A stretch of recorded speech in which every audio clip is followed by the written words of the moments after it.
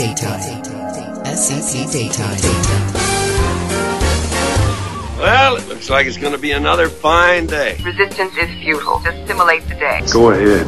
Make my day. How was your day today? Did you have a good day today or a bad day today? Well, what kind of day was it? Well, I don't know. How about you? How was your day? We have a big show for Good luck, show boy. How and away we go. That's the smartest thing I've heard all day. SCP Daytime. Step right up and get your campaign slogans here. We got your Make America Great Again, Fighting for Us. We got your Feel the Burn. Wait, hold the phone and stop the presses. I've got a brand new campaign slogan of my own. Mommy, make it stop. 70s sitcom star Scott Baio has publicly endorsed Donald Trump for president. Because when he speaks, I understand him. He speaks like I speak. He communicates with people very well. I want him, as any one person can do, is to go into Washington and blow it up. I'm fed up. I'm done with them. I'm done with the Republicans. They've lied and conned and BS'd me. First, let's get straight to it and get all the bumps out of the way. Chachi loves Donald. Charles wants Trump in charge. That's about it, right? I mean, the guy has done other things in his life besides 2 sitcoms, but in the great big scheme of things of which the average Joe, Jane, and/or Kimye might be aware, that pretty much covers it. Okay, now, everyone is entitled to their opinion. We are free to speak our minds, land of the free, home of the brave. Yada, yada, yada. Here's a couple of comments about Mr. Baio's endorsement, pulled at random from the predictably numerous comments about Mr. Baio's endorsement offered up on the old social media. Hollywood conservatives support Trump the chump. Does anyone really give a flying what they think? I know I don't. Most of these folks are actors or actresses, so-called celebrities, are entitled to their opinion. But who are these folks that actually listen to them? Jesus, creeping, we have some mighty dumb, naive, downright ignorant, and apparently proud of it folks in this country. Bet most of them vote Republican, too. I do exercise my right to free speech, but also must start utilizing my right to remain silent as in shut the with this manly, hairless chest I conclude with, that's all I got at this moment in time. Just trying to keep it real. Meanwhile, on the other side of the short campaign bus, thank you, Scott Baio. There are many more like him out there. We need you now to speak out. This may be your greatest part ever.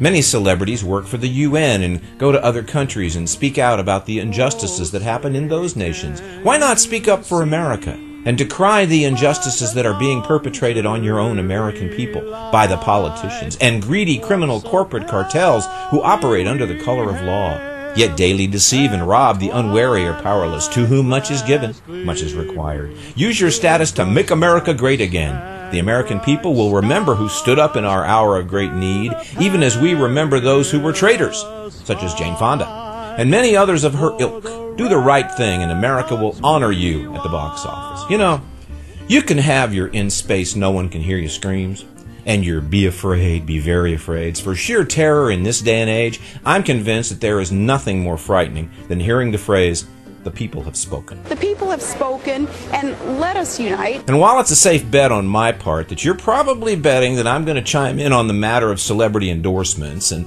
whether or not they matter a hill of beans in this crazy world, I'm not going to make that bet, and you shouldn't make that bet either. Because I'm not going to chime in on the matter of celebrity endorsements and whether or not they matter a hill of beans in this crazy world. They don't, by the way. No, here's just a simple observation on one of the bedrock, or blockhead, depending on your own SAT scores, principles expressed by one of those most eloquent average Americans, whose point of view we all just enjoyed. Does my accent make me sound dumb? Why not speak up for America and decry the injustices that are being perpetrated on your own American people by the politicians? Actually, nothing new there. Some tried and true traditional verbs and nouns from the Book of Americanisms. Speak up, injustice, American people. I'm especially delighted to see the words decry and perpetrated, though. You just don't see much of a depth of vocabulary and flag-waving fanaticism anymore. My favorite section is how to increase your word power. That thing is really, really, really good. Oh, and let's not forget that most hallowed of harpings, the 3-word freedom-soaked phrase that pays, by the politicians. We'll get back to that one in a minute. While we're at it, though, a few highlighted words from the articulate Mr. Baio. When he speaks, I understand him. He speaks like I speak. He communicates with people very well. I want him, as any one person can do, is to go into Washington and blow it up. Now, I don't know Scott Baio. I've never met Scott Baio, and he's not even a Facebook friend of mine. You know, there's only so many times you can remove the friend request and re-click the friend request and be ignored before you start to get the feeling that it's just not going to happen. You know what I mean? Oh, God, I begged you to get some therapy. But without knowing any of the behind closed doors secrets that might lurk in Mr. Baio's personality, I'm going to go out on a limb here and offer that I'm thinking when he talks about wanting to go to Washington and blow it up, he's speaking metaphorically and not literally. And for those Trump supporters who show up just hoping for somebody to sucker punch, metaphorically means a figure of speech describing something that's not really going to happen. Oh, and literally means it really is going to happen. Thing is, though, that both Mr. Baio and our other outstanding orator there have touched on a topic that's been like an American bald eagle bone stuck in my throat for the longest of times now, and never more so than as this year's collection of cranks gets even more cranked up than usual when it comes to rearranging the deck chairs on the good ship District of Columbia. Those oft-heard, oft-repeated, oft-posted, and cheered catchphrases like, "Injustice perpetrated on the American people by the politicians. Go to Washington and blow it up." And, of course, the holy grail of anti-government hyperbole, throw the bums out.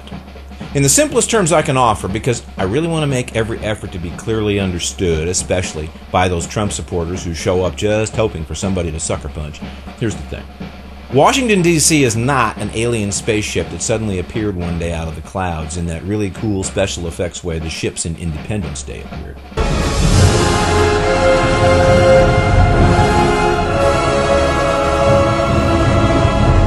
And the politicians are not aliens from that spaceship who are ready to exterminate us. Washington, D.C. is a city in the United States that was founded by Americans just like you and me. And the politicians, those bums who are perpetrating injustice on we the people and who we want to throw out or blow up, where did they come from? They came from you. You put them there. Sometimes more than once. Check it out. Old saying, people hate Congress, but they love their congressman. Are you starting to see the problem here? Oh, right. It's not your congressman that's perpetrating the injustices. It's mine. Gotcha. Tell you what, I've got a feeling that you're just as tired of this bickering you, no you, no you, no you, as I am. So what say we finally wise up, team up, work together, and put the blame where we both know it totally belongs, huh? Yeah?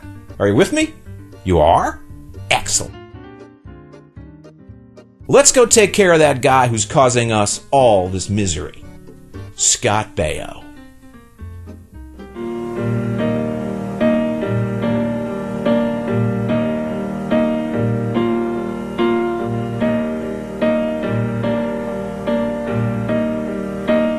Something magic in the way you hold me in your eyes. No one ever warned me love just takes you by surprise. I don't know what's come over me. You got me